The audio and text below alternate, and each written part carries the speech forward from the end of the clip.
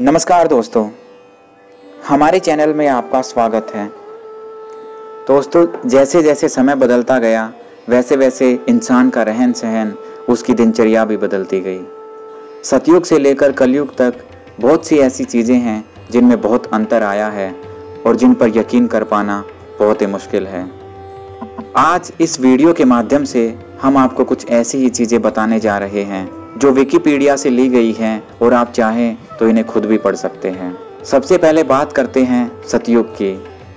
ऐसा माना जाता है कि इस युग में मनुष्य की लंबाई तकरीबन 32 फीट हुआ करती थी। सुनने में ये थोड़ा सा अजीब लगता है, लेकिन उस जमाने में लंबाई का मेजरमेंट क्यूबिट से होता था और एक क्यूबिट में 18 इंच होते थे।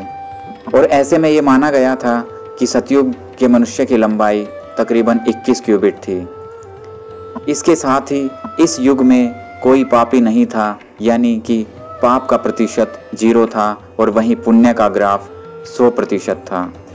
इस युग में मुद्रा के रूप में रत्न चलते थे और पात्र सोने के हुआ करते थे। इसके बाद आया त्रेता युग।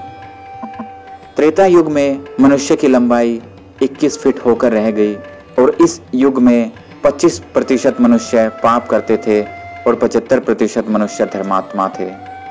इस युग में सोने की मुद्राएं चलती थी और पात्र चांदी के हुआ करते थे। त्रेता युग के समाप्त होने के बाद द्वापर युग का प्रारंभ हुआ और इस युग में मनुष्य की लंबाई 11 फीट होकर रह गई। इस युग में पाप और पुण्य का प्रतिशत बराबर हो गया और इस युग में चांदी की मुद्राएं चलती थी और ताम्र पात्र यानी कि तांबे के बर्तन काम में लिए जाते थे। और इसके बाद आया कलयुग, जो अभी हाल फिलहाल चल रहा है और इसमें मनुष्य की औसतन आयु 90 से लेकर 100 वर्ष तक थी, जो अब धीरे धीरे कम हो रही है और वहीं लंबाई 5 फीट 5 इंच होकर रह गई। इस युग में पाप का प्रतिशत बढ़कर 75 हो गया और पुण्य करने वाले लोग मात्र 25% रह गए। इस युग में लोहे और कागज की मुद्रा प्रचलन में है और पात्र मिट्टी के हो गए हैं।